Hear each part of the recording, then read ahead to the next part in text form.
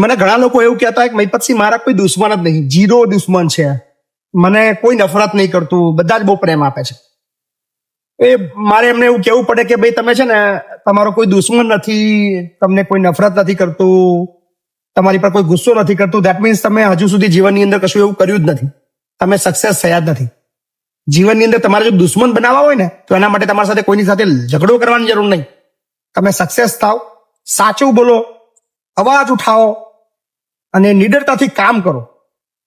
આ બધું જ્યારે કરશો ત્યારે ઓટોમેટિક એવા દુશ્મનો તમને દેખાશે જેને તમારી સાથે કોઈ લેવા દેવા બી નહીં, એનું તમે જીવનમાં ક્યારેય બગાડ્યું પણ નથી, તમે એનું ક્યારે ખરાબ કર્યું પણ નથી, પણ બાય ડિફોલ્ટ ખબર નહીં કયા ખૂણામાંથી નીકળશે ને તમને તમારા દુશ્મન એ દેખાશે કે આ દુશ્મન છે.